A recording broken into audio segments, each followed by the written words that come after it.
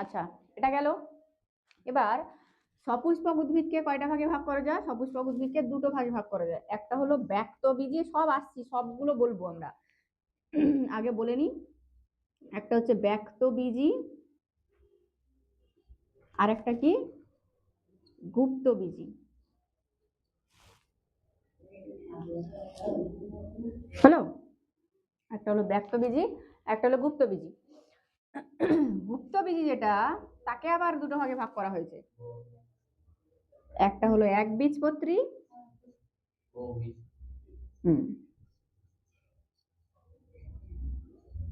আর একটাকে বলা হয় দ্বিবীজপত্রী।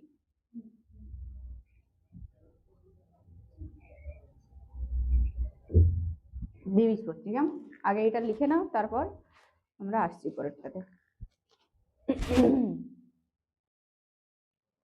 আচ্ছা, এবার দেখো, একটুখানি বলে দিই। তাহলে আমরা সব অপুষ্পক আর সপুষ্পক উদ্ভিদ দেখলাম। উদ্ভিদ রাজ্যকে দুটো ভাগে ভাগ করা গেল। অপুষ্পক উদ্ভিদকে কটা ভাগে ভাগ করলাম? শৈবাল, মশ আর ফার্ন। আর ওদিকে সপুষ্পক উদ্ভিদকে কয়টা ভাগে ভাগ করলাম? ব্যক্তবীজী আর গুপ্তবীজী। ওইগুলোর কথা পরে আসবো, আগে এখানে দেখো। মানে কি, একটা কথা তোমাকে বুঝে নিতে হবে যে এখন যে তুমি চারপাশে যে বড় বড় গাছগুলো দেখতে পাচ্ছ তো, বড় সড়ো গাছ দেখতে পাচ্ছ তো, সেই গাছগুলো কিন্তু একেবারেই যে চলে এসছে তা কিন্তু নয়। এসছে কোথা থেকে? শৈবাল থেকে। প্রথমেই যদি মানে গাছের সৃষ্টি হয়, তাহলে প্রথমে কে এসছে? প্রথমে এসছে শৈবাল, সেখান থেকে মশ, সেখান থেকে ফার্ন, সেখান থেকে ব্যক্তবীজী, তারপর গুপ্তবীজী। মানে এই যে এই দ্বিবীজপত্রী উদ্ভিদ, মানে এখন তোমরা আম, জাম, কাঁঠাল যা দেখতে পাচ্ছ সেটা হচ্ছে ওই দিকের আন্ডারে। কিন্তু শৈবাল মানে কি? এবার দেখবো, এখান থেকে বৈশিষ্ট্যগুলো দেখলে আমরা বুঝে যাবো যে কোনটা কি জিনিস। এবার উপরে লেখো যে শৈবাল, উপরে একটা হেডিং দাও, শৈবাল। শৈবালকে কিভাবে চিনবে?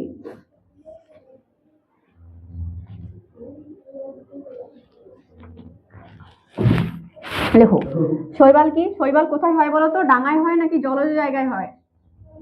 বলো, কি হয়? জলজ জায়গায় হয়, তাই না? জলজ উদ্ভিদ শৈবাল, জলজ প্রকৃতি। 2 নম্বরে কি লিখতে পারি? শৈবাল কোনটা বলো তো? যখন বৃষ্টি হয়, দেখবে বৃষ্টির সময় উঠানে কি হয়? উঠানে সবুজ মতো একটা আস্তরণ পড়ে যায়। তুমি যদি মানে ঠিকঠাক না দেখে পা দাও, একদম এখান থেকে পা দেবে, গড়ে গিয়ে ও মরে চলে যাবে, তাই না? এরকম হয়, মানে একদম স্লিপারি ভাব আছে, তাই তো? ওটাই হচ্ছে, আর কিছুই নয়, শৈবাল। তুমি এখানেই দেখতে পাবে, তুমি দেখতে পাবে যে যখন বৃষ্টি হয়, দেখবে এই দেওয়ালের পাশাপাশি সবুজ হয়ে যায় তো, বা যেখানটা দেখবে কল রয়েছে, যে টিউবওয়েল, যেখানে যে টিউবওয়েল রয়েছে, টিউবওয়েলের জায়গায় দেখবে এরকম পুরো সবুজ হয়ে রয়েছে। আচ্ছা, তো দেখেছো তো? আমরা সবাই দেখেছি। বা কারোদের বাড়িতে যদি সানের ঘাট থাকে, আমরা ঘাটেও দেখেছি যে এত স্লিপ হয়ে যায় যে ওগুলো কোদাল টোদাল কিছু একটা দিয়ে চেঁচে তুলে দিতে হয়, না হলে পা দিলেই আমরা পড়ে যাই দুম করে, তাই তো? তা সেটা তারাই হচ্ছে শৈবাল। তাহলে শৈবাল হলো জলজ প্রকৃতির, জল না থাকলে তো ওরা জন্মাবে না, তাই না? তাহলে জলজ প্রকৃতির শৈবাল, এদেরকে বলা হয় সমাঙ্গদেহী। কি বলা হয়? সমাঙ্গ। আচ্ছা, একটুখানি বড় করে লিখি, নাহলে দেখা যায় না। এটাকে কি বলা হয়? সমাঙ্গদেহী।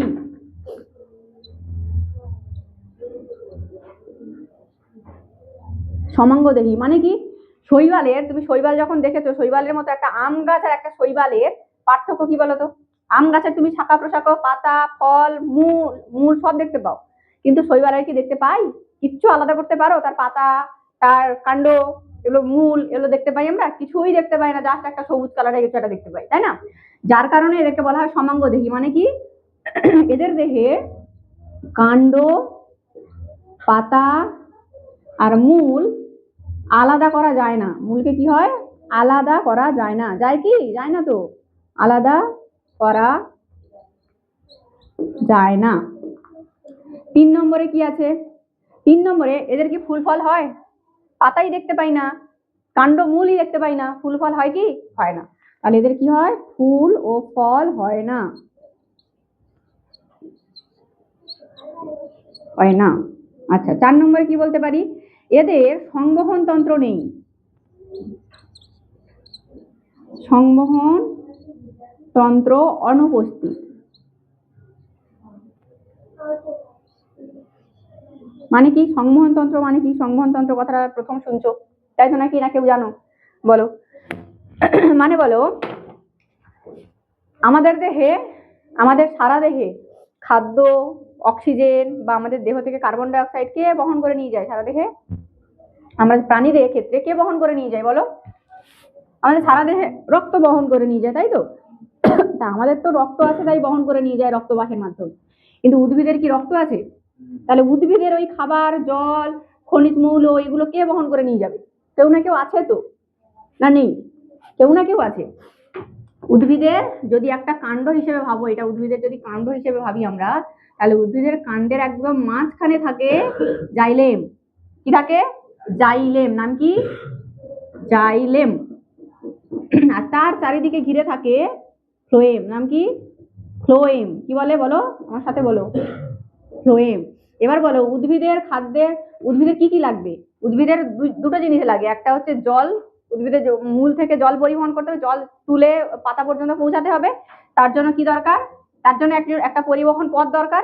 আরেকটা কি দরকার? সেটা হলো উদ্ভিদ যে খাদ্য তৈরি করে, উদ্ভিদ খাদ্য তৈরি করতে পারে তো, না পারে না? পারে। তার জন্য ওদেরকে কি বলা হয়? স্বভোজী বলা হয়। উদ্ভিদ খাদ্য তৈরি করতে পারে বলে ওদের স্বভোজী বলা হয়। এবার ওই খাদ্যগুলো কিছু না কিছুর মাধ্যমে তো পরিবহন করার একটা রাস্তা দরকার তো, তাহলে ওদের খাদ্য পরিবহনের রাস্তা হলো ফ্লোয়েম। কি বললাম? খাদ্য পরিবহনের রাস্তাটার নাম কি? ফ্লোয়েম। আর জাইলেম কি? জল পরিবহনের রাস্তা।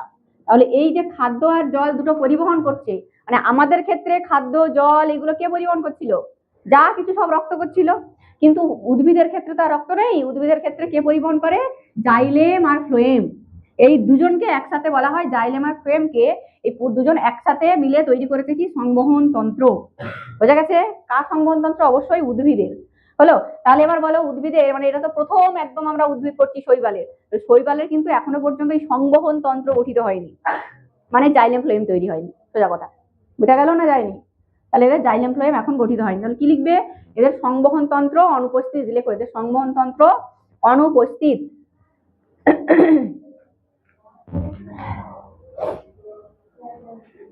ঠিক আছে? আচ্ছা এবার দুটো তিনটে উদাহরণ দিয়ে দেবে। উদাহরণ কি?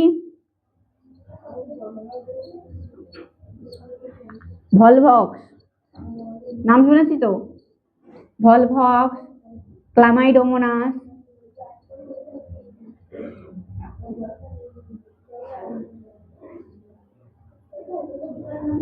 ভলভক্স আর ক্লামাইডোমোনাস উদাহরণ।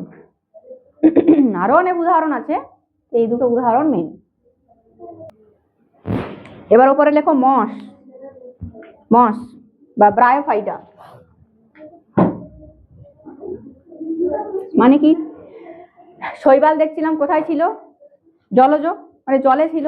এবার যখন দেখো শৈবালের পরিমাণ বেড়ে যাচ্ছে, তখন জলে তো ওদের পরিমাণ বেড়ে যাচ্ছে। এবার একটুখানি ভাবো, গল্প শোনো। জলে যখন ওদের পরিমাণ বেড়ে যাচ্ছে, ওরা তো বংশ বিস্তার করছে, ওদের পরিমাণ তো বেড়ে যাচ্ছে জলে। তাহলে এবার ওরা কি ভাবলো? ওদের নিজেদের মধ্যে কম্পিটিশন হচ্ছে, থাকার জায়গা কম হচ্ছে, বা ওরা যে খাদ্য গ্রহণ করছে সেটা কম হচ্ছে। তার জন্য ওরা কি ভাবলো যে কিছু জন ভাবলো যে না, আমাদের আর জলে থাকলে চলবে না, আমাদের এবার ডাঙায় যেতে হবে। কিন্তু ডাঙায় যেতে গেলে তো আর ওই ক্যারেক্টার নিয়ে, ওই বৈশিষ্ট্য নিয়ে আর ডাঙায় যাওয়া যায় না। তাহলে বৈশিষ্ট্যটা চেঞ্জ করতে হবে। মানে চেঞ্জ করে যে আসলো, শৈবাল থেকে চেঞ্জ করে যারা আসলো তারা কিন্তু মস। তার মানে মস কিন্তু জলজ, স্যাঁতস্যাঁতে জায়গায় থাকে, কিন্তু একেবারে যে জলজ তা আমরা বলতে পারি না। এ স্থলজয়ী, কিন্তু কি লিখবে? এরা স্থলজ, কিন্তু কি করে? এরা স্যাঁতস্যাঁতে জায়গায় জন্মায়। কি বললাম বোঝা গেছে না যায়নি? স্যাঁতস্যাঁতে জায়গায় জন্মায়। কে বুঝতে পারোনি বলো, আবার বলবো। পর পর ভেবে যাও। মানে মনে করো তুমি ছোট আছো, হ্যাঁ, হাঁটতে পারো নি, এখন শুয়েই আছো, না উল্টাতে পারো না হামাগুড়ি দিয়ে যেতে পারো। তাহলে কি তুমি সারা জীবন ওরকম করে শুয়ে থাকবে? নাকি তোমার কোনো উন্নতি হবে? পরপর হবে তো। আমরা আস্তে আস্তে শুয়ে থাকতে থাকতে উল্টাতে শুরু করি, উল্টানোর পরে আস্তে আস্তে কি করতে শুরু করি? আবার আস্তে আস্তে হামাগুড়ি দিতে শুরু করি, তাই তো? তাহলে উদ্ভিদের ক্ষেত্রেও তাই, এরা ছিল আগে ছিল অনুন্নত, প্রত্যেকবারেই যখন আমরা স্টেপ ওয়াইজ করছি তখন কিন্তু এরা উন্নতর দিকে এগোচ্ছে। আগে শৈবাল যা ছিল, শৈবালের থেকে এ কিন্তু একটু একটু উন্নতর দিকে যাচ্ছে। ঠিক আছে?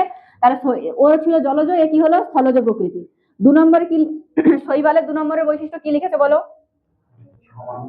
সমাঙ্গদেহী। সমাঙ্গদেহী মানে কি? এদের মূল, কাণ্ড, পাতা আলাদা করা যাচ্ছিল না, কিন্তু মসদের আলাদা করা যায় না, মানে হালকা কিছু দেখা যায়। মানে কি? এদের কাণ্ড সদৃশ কিছু একটা অংশ দেখা যায়, মানে কাণ্ডের মতো, কাণ্ড নয় কিন্তু কাণ্ডের মতো অংশ দেখা যায়।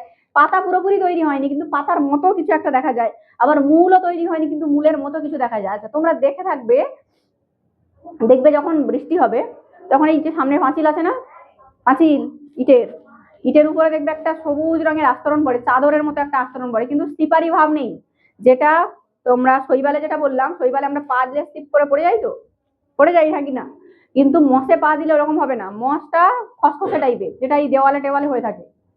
দেখেছো নাকি দেখোনি? ভালো করে গিয়ে একটুখানি চোখটাকে এরকম বড় বড় করে গিয়ে দেখবে যে ওইটাকে কি, ওইটাতে কি এরকম ছোট ছোট পাত এরকম কিছু দেখা যাচ্ছে, এরকম কিছু, এরমই তো থাকে, এরকম দেখবে এরকম কিছু একটা থাকে। মানে যেরকম আমরা শৈবালের ক্ষেত্রে এরকম কিছু একটা দেখেছিলাম, শৈবাল তো এরকম এরকম এরকম কিছু দেখেছিলে, কিন্তু এখানে কি দেখছি, এখানে এরকম গোল গোল কিছু একটা দেখতে পাবে।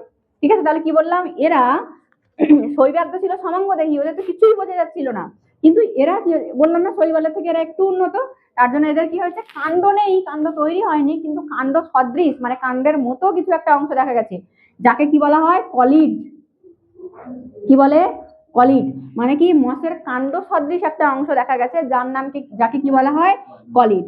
একই রকম মূল সদৃশ একটা অংশ দেখা গেছে, যাকে বলা হয় রাইজয়েড। কি বলে, রাইজয়েড। এটা তোমরা পুরো ভাষায় লিখবে যে মসের কাণ্ড সদৃশ অংশকে কলিড বলা হয়, মূল সদৃশ অংশকে রাইজয়েড বলা হয়, আর পাতা সদৃশ অংশকে বলা হয় ফাইলিড। কি বলে, ফাইলিড। বোঝা গেল? 3 হয়েছে। আচ্ছা 3 নম্বরে এবার বলো, শৈবালের ক্ষেত্রে কি আমরা দেখতে পেয়েছিলাম, ফুল ফল হয় না, এখানেও ফুল ফল হয় না, এটা একটা সদৃশ, কিন্তু আলাদা আলাদা করতে যাচ্ছি। শৈবালের ক্ষেত্রে তোমরা দেখেছিলে ওদের সংবহন তন্ত্র ছিল না, এদেরও সংবহন তন্ত্র অনুপস্থিত, কিন্তু এদেরও সংবহন তন্ত্র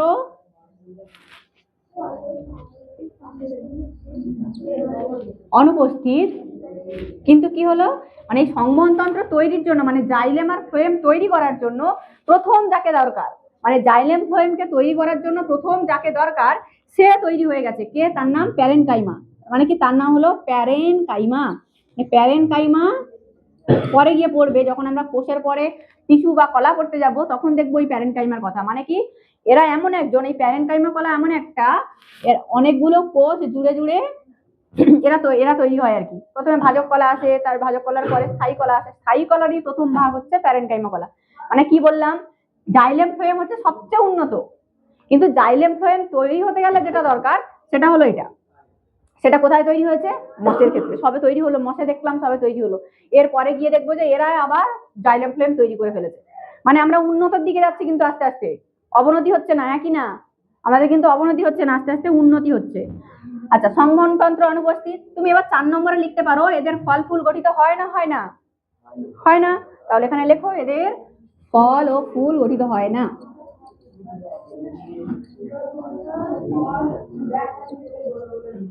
গঠিত হয় না। উদাহরণে কি লিখবে? উদাহরণে লেখো, এখানে লেখার জায়গা নেই, পাশে লিখে দিচ্ছি। উদাহরণে লেখো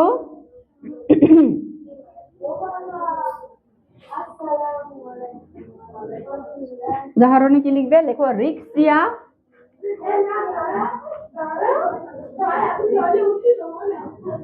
রিক্সিয়া, ফিউনারিয়া, অনেক আছে।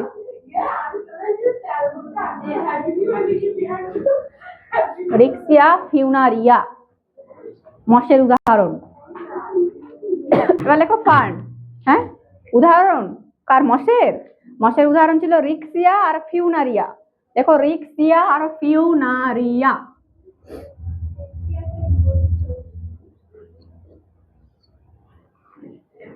আচ্ছা, আরেকটা কথা বলা হয়নি, দেখো শৈবাল কেমন ছিল? শৈবাল জলজ ছিল তো, আগে লিখে নাও তারপর শোনো।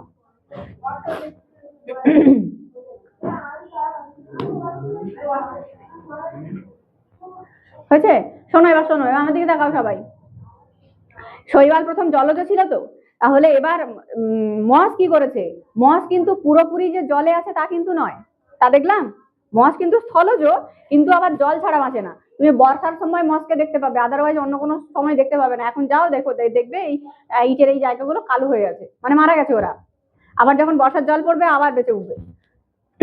মানে কি, মানে কি বললাম, শৈবাল তো জল ছাড়া বাঁচে না, কিন্তু মস কি করেছে, চেষ্টা করেছে যে আমি জল ছাড়া গিয়ে ডাঙার দিকে যাব, কিন্তু ওরা প্রথম একেবারেই যে চলে যেতে পেরেছে তা কিন্তু নয়। মানে ওদের প্রজননের জন্য, মানে ওদের বংশ বিস্তারের জন্য কি লেগেছে, জল লাগে। মানে বংশ বিস্তারের জন্য জল লাগবে, কিন্তু এমনিতে ওরা ডাঙায় মোটামুটি আছে, মানে হালকা হলেও ওদের জল দরকার, হ্যাঁ কি না, দরকার তো। আচ্ছা, প্রাণীদের ক্ষেত্রে আমরা পড়েছিলাম কারা ডাঙায় থাকে, আর ডাঙায়ও থাকে আবার জলেও থাকে, কারা? ব্যাঙ। ব্যাঙকে কি বলে, কি প্রাণী বলে? উভচর প্রাণী বলা হয় না? উভচর প্রাণী বলা হচ্ছিল ওখানে। এবার এখানে মসকে কি বলবো, মসকে বলবো উভচর উদ্ভিদ। মনে থাকবে, মস নিচে লিখে দাও ওটা, উভচর উদ্ভিদ বলে। কাকে? মসকে। মসকে কি বলা হয়? উভচর উদ্ভিদ বলা হয়। হলো? আচ্ছা, এবার চলো ফার্ন।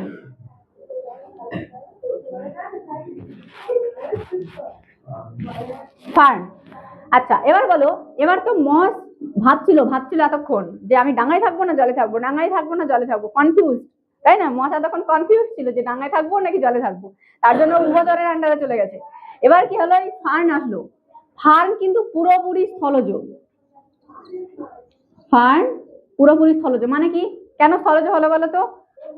মশার থেকে একটু উন্নতির দিকে যাচ্ছে তো, মানে এ পুরোপুরি ডাঙায় চলে এসেছে, ফার্ন কি হবে, স্থলজ হয়ে যাবে। আর কি, এদের তো ফুল ফল গঠিত হয় না, কারোরই গঠিত হয়নি, এদেরও হবে না। আচ্ছা, এদের কিন্তু সংবহন তন্ত্র প্রথম দেখা গেছে, সংবহন তন্ত্র উপস্থিত। এর আগে কি কারোর ছিল? হ্যাঁ কি না? শৈবাল আর মসের কি সংবহন তন্ত্র ছিল? মানে জাইলেম ফ্লোয়েম আমরা দেখতে পাচ্ছিলাম? পাইনি তো। কার প্রথম দেখতে পেলাম? ফার্নের দেখতে পেলাম। তার জন্য ফার্নকে বলা হয় ভাস্কুলার ক্রিপ্টোগ্যামস। কি বলা হয়? Vascular cryptogams. কেন বলা হয় বলছি। ক্রিপ্টোগ্যামস মানে কি লিখেছো বলো তো? এর আগে একটুখানি দেখে, খাতা দেখে বলো, ক্রিপ্টোগ্যামস মানে কি? দেখো আমি লিখিয়েছি। ক্রিপ্টোগ্যামস মানে কি? অপুষ্পক উদ্ভিদ, তাই তো? ক্রিপ্টোগ্যামস মানে অপুষ্পক। অপুষ্পক, ভালো করে শুনে নাও, আগে লিখবে পরে, লেখার সময় দেবো। অপুষ্পক দেখেছিলাম। ক্রিপ্টোগ্যামস মানে কি? অপুষ্পক দেখেছিলাম তো। আচ্ছা, এই ভাস্কুলার কথার অর্থ হচ্ছে এই যে সংবহন তন্ত্র যে গঠিত হয়েছে, জাইলেম আর ফ্লোয়েম। জাইলেম আর ফ্লোয়েমকে দুজনকে একসাথে নিয়ে বলা হয়, দুজনকে একসাথে বলা হয় ভাস্কুলার বান্ডিল। কি বলা হয়? দুজনকে একসাথে ভাস্কুলার বান্ডিল বলা হয়। ভাস্কুলার বান্ডিল বলা হয় দুজনকে একসাথে, ভাস্কুলার বান্ডিল ইংরাজিতে।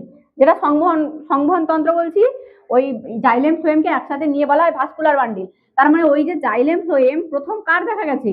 ফার্নের দেখা গেছে। মানে ভাস্কুলার বান্ডিল প্রথম কার দেখা গেছে? ফার্নের দেখা গেছে। যার কারণে এই ভাস্কুলার কথাটা এখান থেকে এসছে, মানে ভাস্কুলার। আর প্রথম অপুষ্পক উদ্ভিদ ফার্ন, প্রথম অপুষ্পক উদ্ভিদ যার কিনা এই ভাস্কুলার বান্ডিল দেখা গেছে, মানে জাইলেম ফ্লোয়েম দেখা গেছে, যার কারণে একে বলা হয় ভাস্কুলার ক্রিপ্টোগ্যামস। বোঝা গেছে? চলো 3 নম্বরে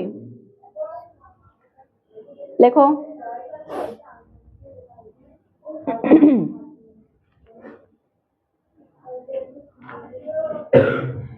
এদের দেহ, কাণ্ড, পাতা, মূল বিভক্ত না বিভক্ত না? ওইদিকে তাকিয়ে দেখে বলো, এই গাছটা দেখে বলো, বিভক্ত তো? তাহলে এদের দেহ কাণ্ড, পাতা ও মূলে বিভক্ত, তাই তো?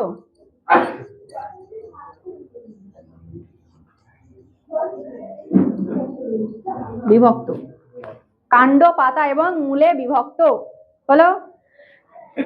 4 নম্বরে একটা জিনিস লেখো, এর আগেও একটুখানি বলতে হতো।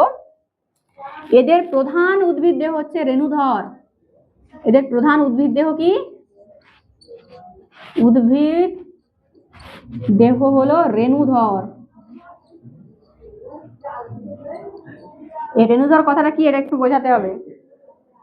আগে লিখে নাও চট করে, তারপর বোঝাচ্ছি।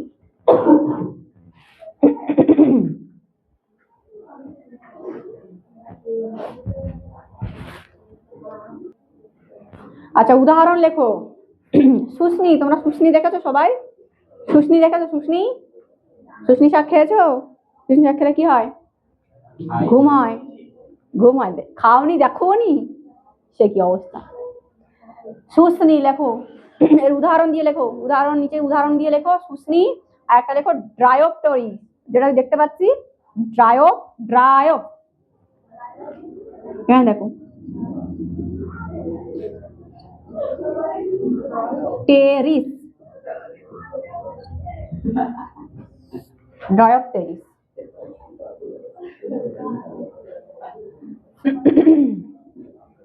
হয়েছে? হয়েছে? এদের প্রধান উদ্ভিদ দেহ রেণুধর, রেণুধর। এর আগের দুটোতে লিখে নাও তো, শৈবাল আর মসের ক্ষেত্রে ওদের প্রধান ওদের হচ্ছে প্রধান উদ্ভিদ দেহ হচ্ছে লিঙ্গধর। ওইখানে বৈশিষ্ট্য লিখে নাও, এটা পরীক্ষায় আসে। এখানে যেরকম লিখলাম প্রধান উদ্ভিদ দেহ রেণুধর, মস আর শৈবালের ক্ষেত্রে লেখো ওদের প্রধান উদ্ভিদ দেহ লিঙ্গধর, লয় হস্যই ময় গ, লিঙ্গধর, লিঙ্গধর।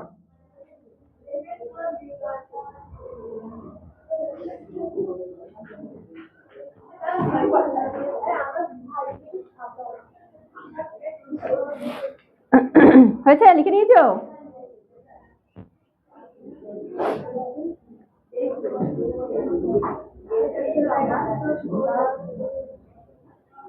এটা হয়ে গেছে, মুছে দিলাম। এবার দেখো এই যে লিঙ্গধর আর রেণুধর লিখলাম, এটা কি? মুছে দিলাম। লেখা হয়েছে তো সবার? এটা একটু বলে নি।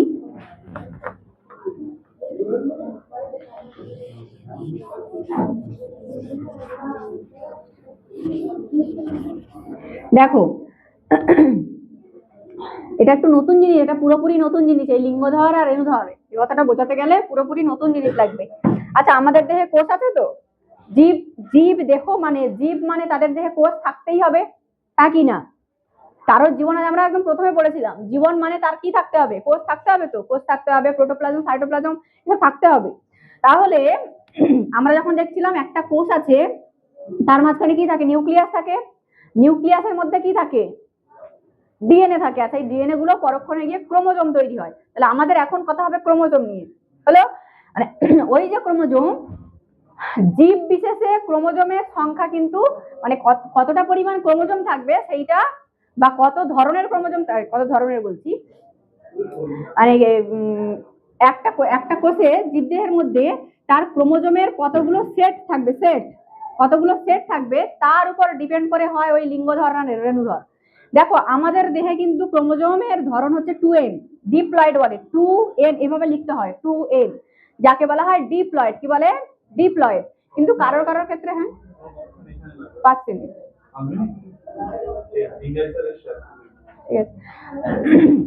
দেখো দিকে তাকাও। তাহলে আমাদের দেহে কোষে, আমাদের দেহ কোষে, আমাদের কোষে ক্রোমোজোমের যে ধরন সেটাকে বলা হয় ডিপ্লয়েড। মানে আমরা ডিপ্লয়েড, আমরা ডিপ্লয়েড যুক্ত প্রাণী। দিকে তাকাও, ডিপ্লয়েড যুক্ত জীব, ঠিক আছে? কিন্তু কারোর কারোর ক্ষেত্রে দেখা যায় তাদের জীব, তাদের দেহটাই হ্যাপ্লয়েড প্রকৃতির। কি প্রকৃতির? হ্যাপ্লয়েড প্রকৃতির। মানে তাদের একটা করে সেট আছে, 1 নম্বর ক্রোমোজোম, 2 নম্বর ক্রোমোজোম একটা, 3 নম্বর একটা, 4 নম্বর একটা, 5 নম্বর একটা, যত নম্বর পর্যন্ত ক্রোমোজোম থাকবে একটা করে আছে। কিন্তু যখন এখানে 2n লিখবো তখন ওই 1 নম্বর ক্রোমোজোমেই আছে কিন্তু দুটো সেট, একই সেট দুটো। মনে করো তুমি একই জামা কিনে এনেছো, দুটো সেট, একই টুপি কিনে এনেছো, দুটো একই, সেরকমই। এই 2n লেখার অর্থ হচ্ছে 1 নম্বর ক্রোমোজোম দুটো, 2 নম্বর দুটো, 3 নম্বর দুটো, 4 নম্বর দুটো, এরকম করে করে রয়েছে, ঠিক আছে? যত উন্নত প্রাণীদের হবে, মানে যত উন্নত প্রাণী দেহ হবে তাদের দেহ হবে 2n প্রকৃতির। কি বললাম? 2n প্রকৃতির। আর n মানে এরা হচ্ছে একটু অনুন্নত টাইপের। তাহলে এবার বলো এই যে n, যেটা আমরা শৈবাল আর মসের ক্ষেত্রে দেখেছিলাম, ওদের দেহ হচ্ছে এরকম হ্যাপ্লয়েড প্রকৃতির। একে কি বলা হয়? হ্যাপ্লয়েড, হ্যাপ্লয়েড প্রকৃতি। ওদের দেহ হচ্ছে হ্যাপ্লয়েড প্রকৃতি, মানে যার কারণে ওদেরকে বলা হয় ওদের দেহ লিঙ্গধর। হ্যাপ্লয়েড কথার অর্থ হচ্ছে লিঙ্গধর, হলো? আর যখন আমরা 2n হিসেবে জানবো তখন একে বলবো ডিপ্লয়েড, কিন্তু এর সঙ্গে আরেকটা টার্ম জানবো, সেটা হলো রেণুধর। কি বলবো? রেণুধর, হলো? তাহলে বলো মস আর শৈবাল এরা একটু অনুন্নত টাইপের, তো সেই হিসেবে মনে রাখবে যে ওরা অনুন্নত, ওরা ওদের দেহে হ্যাপ্লয়েড সংখ্যক ক্রোমোজোম আছে, যার কারণে ওদেরকে বলা হয় লিঙ্গধর উদ্ভিদ। হলো? তাহলে ওদের ওদের প্রধান উদ্ভিদ দেহ কি? লিঙ্গধর। আর যেটা যখন ফার্ন যাচ্ছে, ফার্ন যখন বলছি, তাহলে ফার্নটা শৈবাল আবার বংশ থেকে একটু উন্নত, যার কারণে ফার্নকে কি বলা হয়? রেণুধর। মানে ফার্নের যে প্রধান দেহ সেটা হলো রেণুধর প্রকৃতির। মানে কি? ওদের দেহ বসে এই ডিপ্লয়েড সংখ্যক ক্রোমোসোম আছে। হলো? বোঝা গেল? তাই পর্যন্ত। চলো, ওপারে যারা রয়েছে তারা ক্লাস না বুঝতে পারলে অবশ্যই কমেন্ট বক্সে কমেন্ট করবে। আর অবশ্যই আমি যখন করাবো তখন কিন্তু খাতা পেন নিয়ে এইগুলো নোট করে নিও, ঠিক আছে? চলো, আজকের মতো থাক এখানে।